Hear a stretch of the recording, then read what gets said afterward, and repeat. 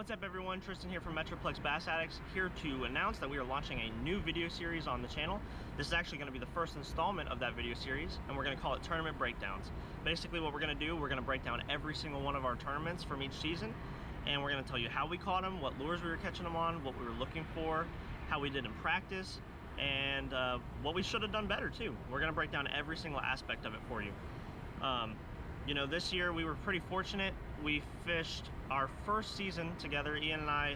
It was our first season as regional pros. We fished together all through high school and we fished in the college tournaments, but this was our first season where we fished a regional pro circuit together, and we did really well. We were fortunate enough that our first season as regional pros, we finished 20th in Angler of the Year.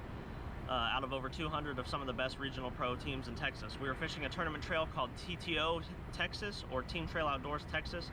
It's one of the 3 premier regional pro circuits in the state of Texas. And like I said, we were very fortunate that we ended the year in 20th place in Angler of the Year. You know, anytime you finish in the top 20 or 25 in Angler of the Year, you can't complain. So, especially when it's your first season. So the first event of the TTO season was at Lake Fork, famous Lake Fork. You know, it's one of the best bass fisheries in the world and definitely in the United States. And an interesting thing about Fork that a lot of people don't realize that live outside of Texas is it has a slot limit. Like, you know, when you see the Major League Fishing pros or the Bassmaster Elite pros, you know, the top guys, when they go there, they have boat marshals that are weighing their fish on the boat, and they release them back. So they're allowed to catch and weigh, you know, any fish of any size. Whereas when we're there, you know, as high school, college, or semi, you know, regional pro anglers, we have to abide by the state law for the lake. And the state law for the lake is that you're not allowed to keep fish between 16 and 24 inches. So it makes fishing tournaments on Fork interesting. There's a lot of strategy involved, and I know a lot of people, a lot of my friends hate fishing tournaments on Lake Fork because you know, that slot is so big that you basically can't weigh. If you catch something between like 3 and 7 pounds, for the most part you can't weigh it in, and you know, it can be tough. So, but a good part of a good thing to do when you're strategizing for a Lake Fork tournament, don't spend as much time focusing on that over 24-inch fish, because they're hard to find, they're hard to catch, they're smarter, they're bigger, they got that way because they're smarter. So a big part of the strategy is if you can find a limit of those good under 16-inch fish, like maybe the ones that are between 13 and 16 inches, then that's really where you're gonna do really well in a lot of Lake Fork tournaments. And I've even seen just a limit of unders win them several times. So going into the tournament, Ian and I knew that we were going to spend most of our time trying to find a limit of those unders, and then once we established that limit, we were going to then maybe try to go, you know, off to a shell bed or something and catch one of those big 24-inch plus fish. And so there was 3 main patterns we were looking for. Before the tournament, you know, in the month and a half or 2 months leading up, I probably did about 40 hours worth of map study on the lake, just on the Navionics app and on Google Maps or Google Earth. And I would just go through and I would mark areas that I knew, or that I knew that the fish should be in during that time of the year. You know, the tournament was March 7th. We had a really cold winter, but it was starting to warm up, and I knew that those fish were going to mostly be in pre-spawn. So the 3 pre-spawn patterns I was looking for on the map study were ponds, and most specifically ponds that had a deep hole or a ditch in them that created a hard spot in the grass, or a clean spot in the grass, creates an edge and a migration route that they can use to stage on before they go up and spawn, right? So ponds connected to the lake with that, or out on the big spawning flats with grass, the grass flats that they spawn on Lake Fork. Anytime you can find a ditch in those grass flats, or a drain that creates a clean spot and a hard edge in the grass, kind of the same thing as the pond, that can be a real good way to catch fish in the pre-spawn there, because they use those ditches as migration routes back and forth from their wintering area to their spawning area, and they stage there. And they also, like, say if they go up to spawn on the bank and then we have a cold front, instead of swimming all the way back out to the main lake and using all that energy, they'll just go in those deep holes where there's where that clean spot is, versus swimming a few miles back out to the main lake. And then the final pattern, and this is more of a big fish pattern, for those, this is what we were planning on doing if we got a limit and going and looking for those unders, is fishing shell beds. Shell beds at the mouth of spawning pockets or bays, and basically all a shell bed is, it's a shallow point where wind or current from the river channel has washed a bunch of shell mussels up onto the point, and it creates a little hard spot there.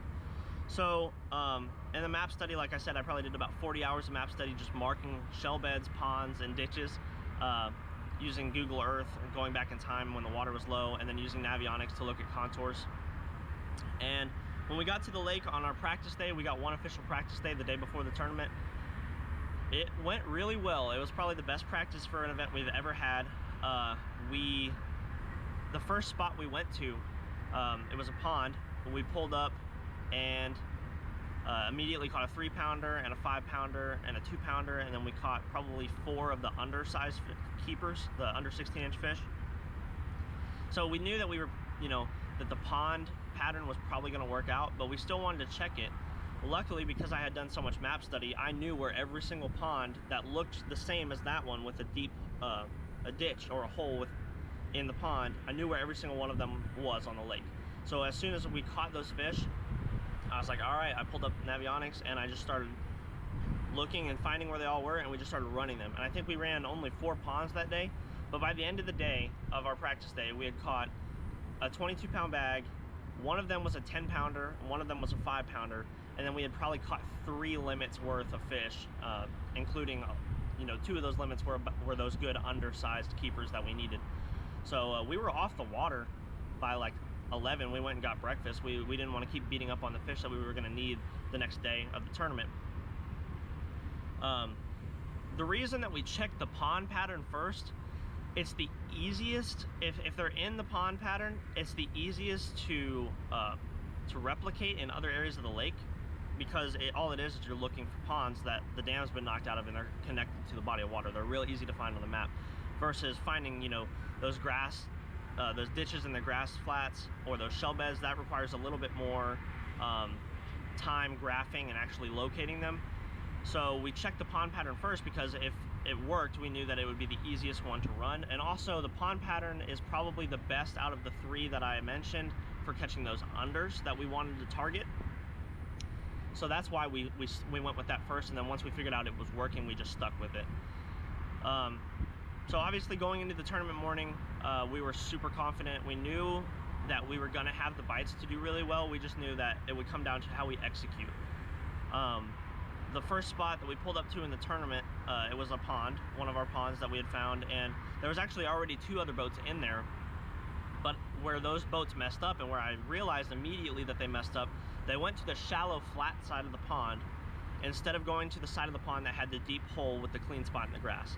And I knew, yeah, there's probably some fish up in that grass, up in the flat area, but the majority of the concentration of fish on that cold morning are going to be in that deep hole in that pond.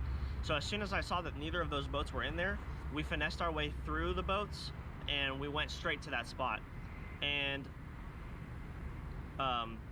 we put on an absolute clinic in that pond for those 2 boats. I think the 2 boats that were in there, one of them caught a keeper and the other team that was in there caught 2. And we filled our limit and culled like 3 times in the first 30 minutes of the tournament in there with those guys fishing next to us. So it just shows how important paying attention to detail is, and really keying in on the specific characteristics of why an area is working. Because what I would assume is that those guys went into the pond in practice and maybe caught 1 or 2 fish and didn't really pay attention to the fact that the majority of the fish are in the hole, the deep hole in the pond, and just assumed that it was a pond deal and not a clean spot in the grass inside the pond, being the pattern within the pattern. So always make sure to be super observant of where you're fishing and what's going on, because most of the time when you get bit, there's a pattern within the pattern that you're fishing. So always be paying attention to that. But like I said, we filled our limit and culled 3 times in that first pond that we fished within the first 30 minutes of the tournament. And after that, we got out of there. We left the pond to those guys, and we went to a different one. We went and checked another one, and there was 3 boats in it when we pulled up, so we just left it. And we drove all the way from the northeast side of Ray Roberts all the way to the of Fork, all the way to the northwest side of Fork. It was a pretty long run, but it was worth it. The next spot we checked was the area that Ian had caught the 10-pounder in practice the day before. And that 10 pounder, by the way, it wasn't an over. It wasn't 24 inches. It was like 23 3/4 inches. So that shows you how frustrating the slot limit on Lake Fork can be, because if we had caught that in the tournament, we would have been heartbroken that we couldn't weigh in a 10-pound fish. But we went there where he caught that fish, and there was one other boat in there, but it was a bigger pond, and so it wasn't, you know, a big deal. We shared the water, moved around each other. They were super respectful, and we ended up making 2 crucial culls back in that pond.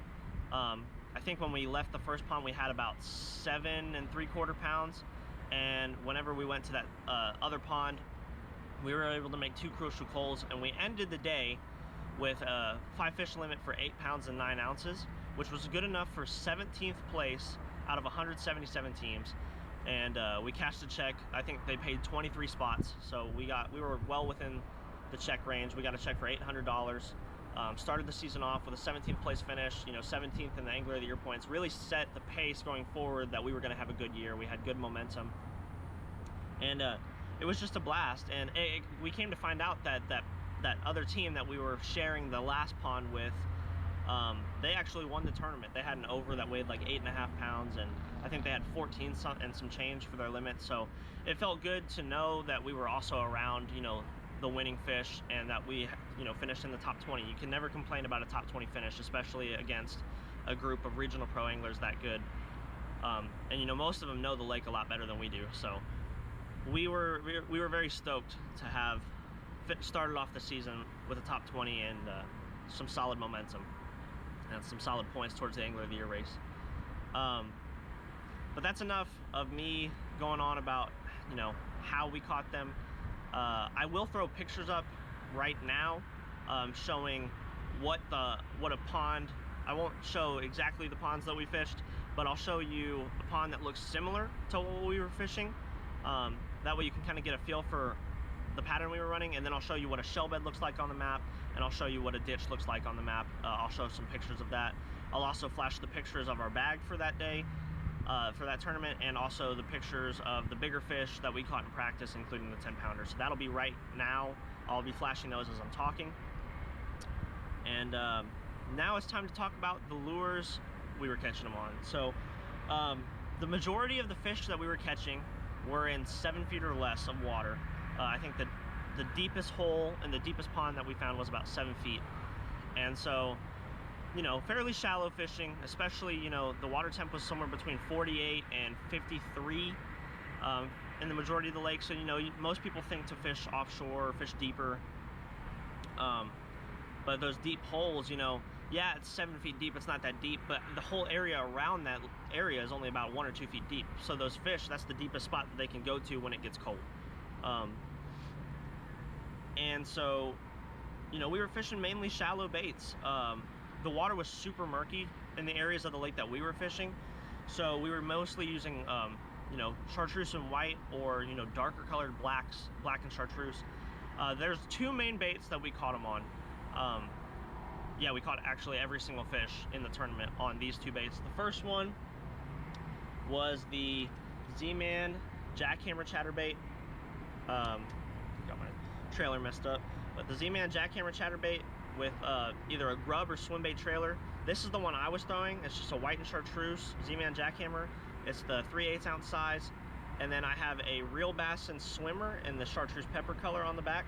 This was my bait that I was using whenever we were just trying to cover water in the ponds, and when the sun came up and started heating the water up, we really got on.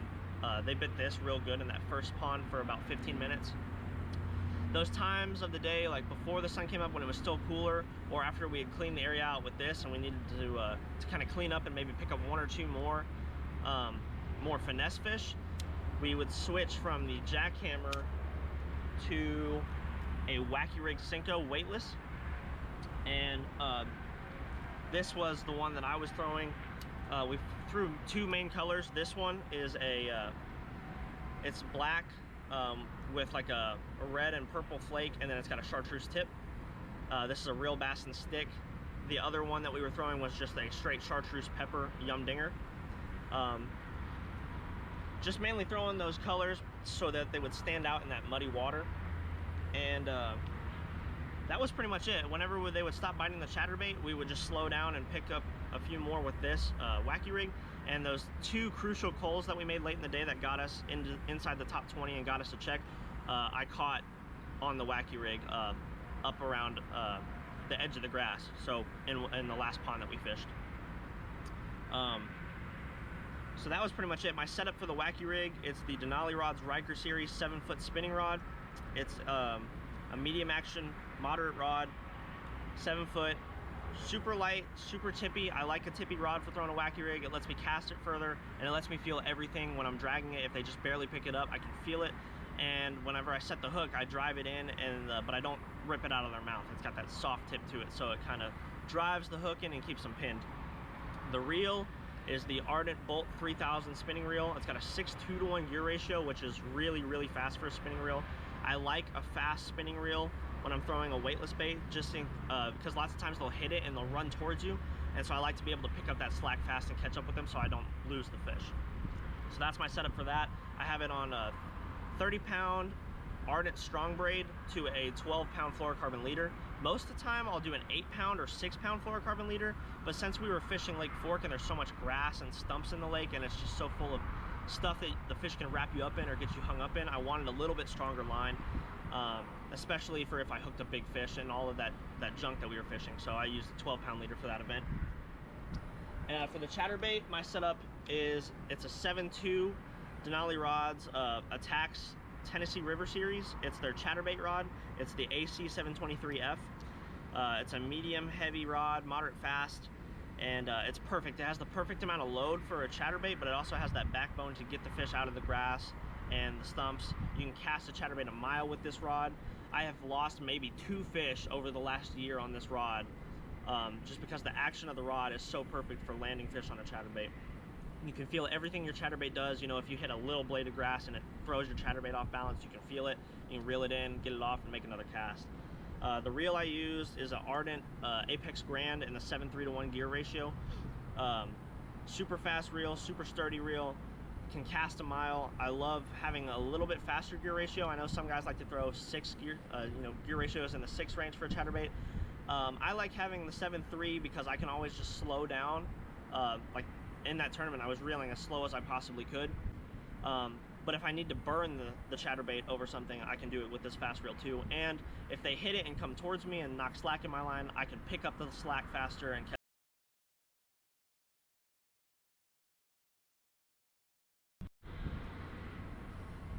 So, like I was saying before the camera cut me off, the faster reel, I like it for the chatterbait because if they knock slack in it, I can catch up to them, catch up to the slack and reel it in, keep them pinned, and I can cover a lot of water with it. I can always slow my actual reeling speed down if I need to. Like in that tournament, I was reeling super slow because it was colder out. But if I need to burn it, or if I need to catch up to them when they knock slack in the line, I can do it. And then the load of the chatterbait rod from Denali helps me keep them pinned. So that's my setup. The line I'm using for that is 17-pound Seagar and Vizex fluorocarbon. The leader that I'm using on my spinning rod is also Seagar and Vizex. It's the only line I use, Seagar. I like having fluorocarbon for a chatterbait. Chatterbaits, you know, they have a problem sometimes with rising in the water too fast. So that fluorocarbon helps keep the bait just down below the surface a little bit better. I use 17-pound fluorocarbon on my chatterbaits because most of the time I'm throwing them around grass or wood, and there's just lots of stuff for them to get, you know, stuck in or for the fish to get wrapped in. So I like having that 17-pound fluoro. It's still light enough to where I can cast it real far and it lets the bait sink a little bit, but it's heavy enough that I don't worry about snapping fish off when they get me, you know, wrapped around a log. I'm confident that I can get them in. So that's the 2 setups that we were using for the tournament. Wacky Rig and a chatterbait did all of the work. We literally caught every single fish that we caught on these 2 baits. And like I said, I'll throw pictures up of them. But yeah, that was it. Really pretty simple fishing. You can't ask for a much better day than we had out there on Lake Fork for those 2 days. So just a phenomenal fishery. I love Lake Fork. I will always love Lake Fork. I have a lot of tournament history there. I've got 3 top 20s there. It's a great lake. I don't know, it just meshes with me well. Ian too, we've always done pretty well there. So yeah, like I said, we were happy to start our first year off as regional pros with a top 20 finish, and we appreciate y'all watching. Let us know what y'all want from us. We're gonna make this whole playlist on our channel, a whole video series. The next one will be on our second TTO event of the year in March 27th, I believe, March 27th, 2021. It was just a few weeks after. It was at Cedar Creek Lake in Texas, another East Texas lake. We did really well there as well. And we'll also do one over our qualifying event for the Kings of Cowtown Championship that TTO puts on. That was March. No, it's April, the first weekend of April. We did really well in that one too, and we qualified for the Kings of Cowtown Championship. It's kind of like TTO's Angler of the Year Championship is the best way to describe it. So we qualified for that event we qualified for that championship in that event. So we'll do the next two videos. We'll be breaking down the Cedar Creek tournament and the Lake Worth qualifying event for the Kings of Cowtown Championship. But like I said, let us know what y'all want to see in addition to this. Obviously, we're making fishing content, we're fishing tournaments, we're filming those, we're doing these tournament breakdowns. We want to start doing live streams if y'all are interested. But in the comments, you know, put other video ideas down for us. Maybe something you want to see. Maybe you want us to break down a specific technique. Maybe you want us to do a review of one of our rods and reels or of a lure. We will do anything. We are open to anything in the fishing or outdoor industry, hunting as well, camping, hiking. We climb, you know, we do all kinds of stuff. Fishing is our main thing, but we're open to anything. So let us know what y'all want to see from us, and in the meantime, we'll just continue to put out more tournament fishing and bass fishing content for y'all. As always, we appreciate you watching. Please like and subscribe. Share with your friends if you feel like you want to do that, and we'll see you on the next one. Thanks.